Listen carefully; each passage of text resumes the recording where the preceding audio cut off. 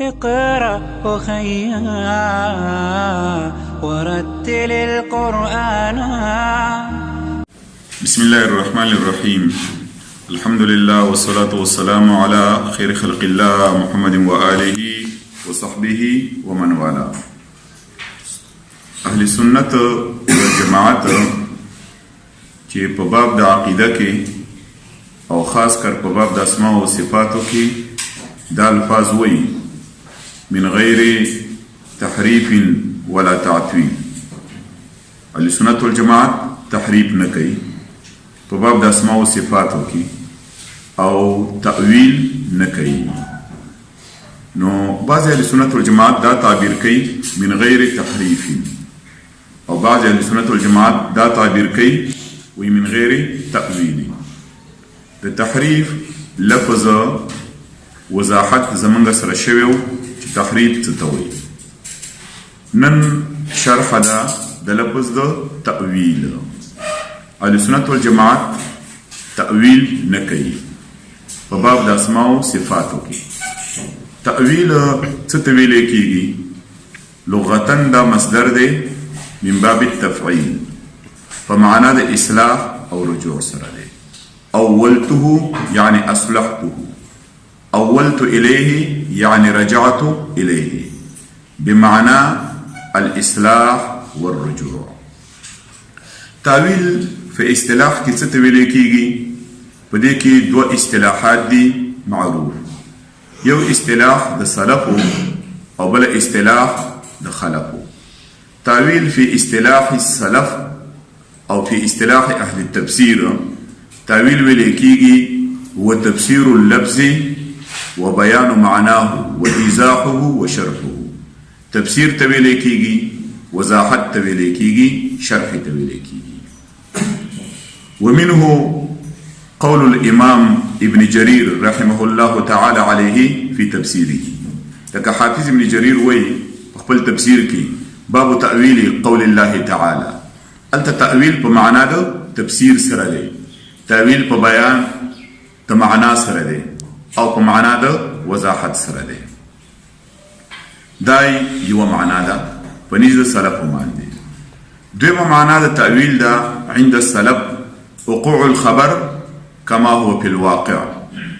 خبره په واقع نفس الامر کې واقع شي لکه څرنګه چې ویلې شوي وي. حالت هغه شان لشي لکه څرنګه چې ویلې شوي وي. دې ته تأویل ویل کېږي په اصطلاح السلف. دریم په اصطلاح د سلفو کې تأویل ویل کېږي العمل بالنص. لکه حدیث کې راځي عائشہ رضی الله تعالی عنها فرمایي وی کان النبي صلی الله علیه وسلم يتأول القرآن في ركوعه وسجوده. دا حدیث ظاهره معنا دا ده و نبی صلی الله علیه وسلم عمل بکو په قرآن کریم باندې في ركوعه وسجوده. يعني الله جل جلاله تویلی سبح اسم ربك الاعلى او فسبح باسم ربك العظیم. نبی صلی الله علیه وسلم په دې آیاتونو باندې عمل کو. رکوع کې به ویل سبحان ربي العظیم، سجده کې به ویل سبحان ربي الاعلى. په دغه نصوص باندې به عمل کو. دویم دا خبره خو مطلوب نه و، مقصدی نه و. تأویل فی اصطلاح السلف داو تأویل. دویم تأویل دی په اصطلاح الخلف في اصطلاح المتأخرين یا په بل تعبیر باندې تأویل في اصطلاح الاصوليين یا په بل تعبیر باندې تأویل في اصطلاح المتكلمين.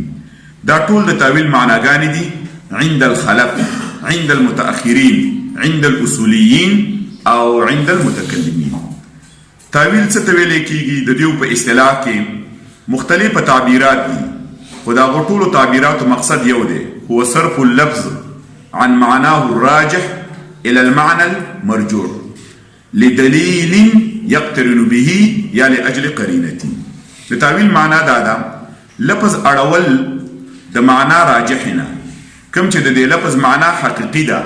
معنا اولا ده، معنا متبادره ده، معنا راجحه ده، معنا ظاهره ده. دا ټول یو مطلب دی. لفظ د دې معنا راجحنا د معنا ظاهر نه واړي الى المعنى المرجوح، معنا مرجوح تناغورته.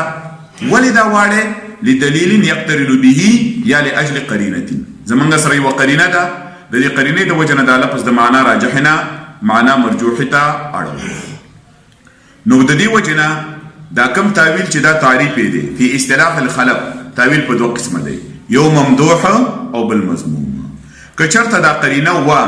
دلیل وو نو دا تعویل ممدوح دی من باب التفسیر دی عند المتقدمین او که چرته دا لفظ د معنا راجح نه واوړي معنا مرجوح ته قرینه پرې باندې نه و دلیل پرې باندې نه نو دا تعویل مذموم دی نو تعویل په دوه قسمه دی تعویل ممدوح او تعویل مذموم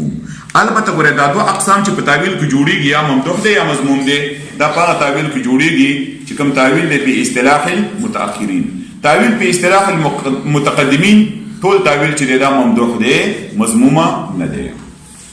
دلته اوس یو خبره کوو راځي موږ او تاسو دې خبرې ته متوجي شو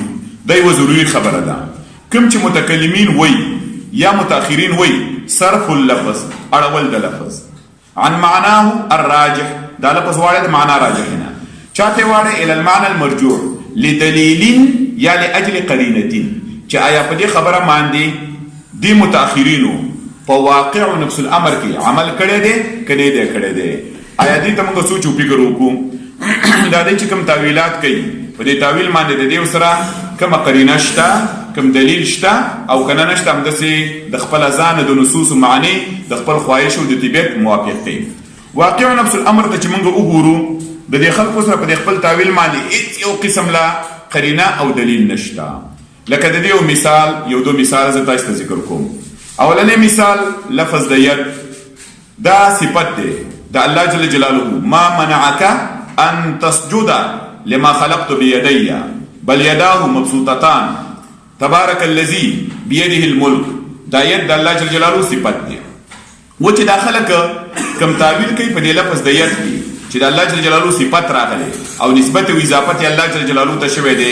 د نعمت معنا کوي یا د قدرت معنا کوي اوس په دې کې موږ او تاسو سوچ او فکر وکړو چې آیا دې سره په دې معنی کوم قرینه شته او کنه شته کلا وحاشا د دې سره په دې معنا د نعمت باندې په معنا د قدرت باندې هیڅ یو قرینه نشته بلکې زموږ سره بشمار قرائن دي چې هغه دلالت کوي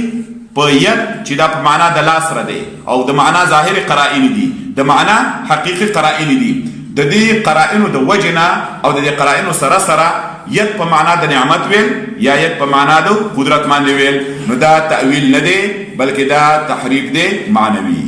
هغه قرائن لکه یو سړی چې د قرآن او د سنت مطالعه وکړي د الله جل جلاله دا صفت د ید چې راغلی دی نو یوازې د الله جل جلاله صفت د ید نه دی راغلی د ید سره لفظ د کف راغلی دی د اصوابع راغلی دی د انامل راغلی دی د اخذ راغلی دی د کتابت راغلی دی د یمین راغلی دی د شمال راغلی دی دارنګه د تسنیه والی راغلی دی د تخصیص د بعض الاشیاء راغلی دی دا ټول قرائن دي چې د ید د مراد معنا حقیقي ده لکه مثال تور ورغوردا څومره قرینه ده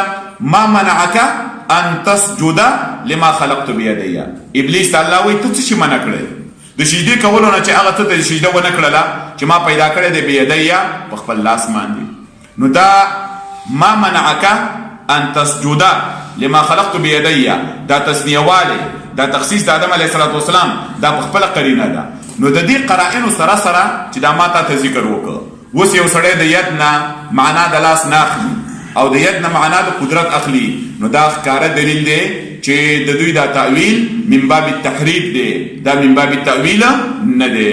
تاسو قرآن و سنت مطالعه کوي دا څومره الفاظ چې ما ته ویل د ید په صفت کې کتابت راغلی دی اخذ راغلی دی قبض راغلی دی بطش راغلی دی یمین راغلی دی شمال راغلی دی اصوابع راغلی دی انامل راغلی دی کپ راغلی دی تسنیه والی راغلی دی دارنګه خاص کر تخصیص د بعض واشو لکه ثلاث خلقهن الله تعالی بيدي درې څیزونه الله جل جلاله په خپل لاس پیدا کړی دي نو کوم یاد چې د الله جل جلاله د شان سره مناسب دی خدای دې سره اوس څه قرینه چې دی هدایت په معنا د لاس باندې نه دی د دې سره دا قرینې دي هغه د دې قرینې وې د دې نه تقسیم لازمي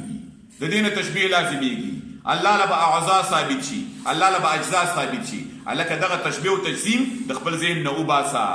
اعضاء او اجزاء او ابعاث د خپل ذهن نه وباسا په زیاده دي د مؤمنین کې په دې کې سوچ او فکر وکي هغه لوازم چې ستا ذهن ترازی دا لوازم رد کا کلام د الله او کلام د رسول الله مرد کوا ځکه دا ډیره خطرناک خبره ده چې ته د الله کلام رد کې د رسول الله کلام رد کې بلکې کوم لازم چې د دې صفاتونه ستا په ذهن کې لازم شوی دی هغه لازم رد کا که تشبیه ستا ذهن ته راځي تشبیه مراوله که تجسیم ستا ذهن ته راځي تجسیم مراوله که اعضا ستا ذهن ته راځي اعضا مراوله که ابعاد ستا ذهن ته راځي ابعاد مراوله که اجزا د ذهن ته راځي اجزا مراوله نو دا لوازم باطله چې ستا ذهن ته راځي د دې رد کول ډیر زیات آسان دي د دې خبرې نه چې ته د الله او د الله د رسول کلام رد کې امام ابو حنیفه رحمه الله تعالی علیه فرمایي شرح د فقه اکبر کې وی فما ذکر الله تعالی فی القرآن من ذکر الوجه واليد والنفس فهو له صفات بلا كيف ولا يقال ذي بنبي يده قدرته لان فيه ابطال صفه وهو قول اهل القدر والاعتزال ناشنا کلام دی ګوره دا د امام ابو حنیفه وی هغه چې ذکر کړي دی الله جل جلاله په قران کریم کې من ذکر اليد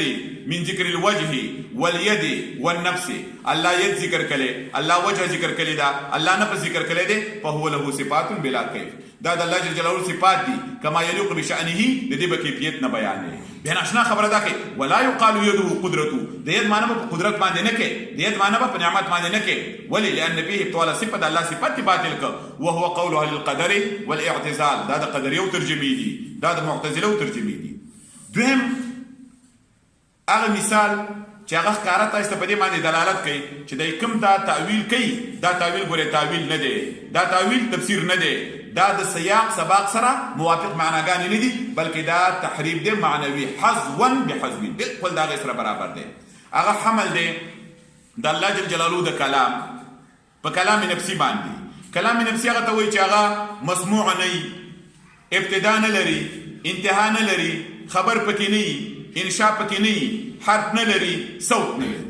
نو د الله جل جلاله کلام په بشماره مواضعو کې راغلی دی او دا ټول نصوص قرائن دي په دې باندې بشماره چې دا غي بیان نشي کېدلی د دې سره سره اوس یو سړی د الله جل جلاله کلام حملي په کلام نفسي باندې نو دا من باب التحریف دی ليس من باب التأویل ځکه شیخ الاسلام ابن قیم په دې صفت الکلام کې وایي چې دا د الله جل جلاله کلام تاسو کلام لفظي نه وي او من جنس الحروف والاصوات نه وي ځکه به مشمار قرائن راغلي دي د الله په کلام کې حرف راغلی دی صوت راغلی دی سماع راغلی دا اسماع راغلی دی ابتدا راغلی دا انتها راغلی دا تبعیض راغلی دی اخبار راغلی دی انشاء دا ټول قرائن دي بشمار په زرګونو قرائن دي چې دا ټول دلالت کوي چې د الله کلام کوم کلام دی کلامي لفظي دی سره د دې نه ته د الله جل جلاله کلام حمله په کلام نفسي باندې چې من جنس الحروف نه دی صوت نه لري حرف نه لري مسموع نه دی ابتدا نه لري انتها نه لري نو دا من باب التحریف دی دا من باب التأویل نه دی شیخ الاسلام ابن قیم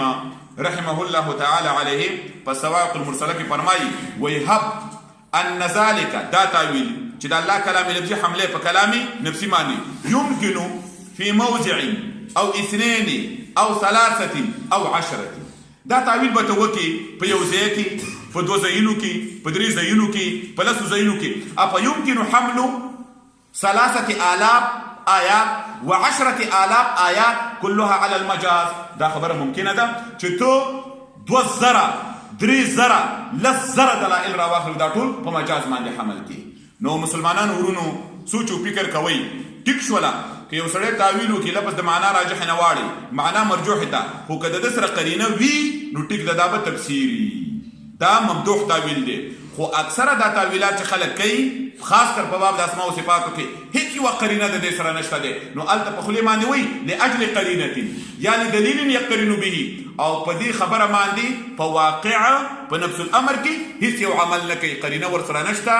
دلیل ورسره نشته اسې سرزوري د لفظ د معنا راجح نه معنا مرجوح تاړي حالا کې زمونږ سره ظاهر د نسب قرینه ده او بشماره قرائن هم دي را سره په دې معنا حقیقي باندې د دې سره سره چې موږ دا لفظ په معنا حقیقي باندې حملو دا تفسیر دی او د چې په دې معنا غیر حقیقي باندې حملې دیتا تعویل نه ویل کېږي بلکې دیتا تحریف ویل کېږي په دې باندې لږ سوچ او فکر کول پکار دي يا ربي رؤيتك رجائي وإلى الجنات لتهدي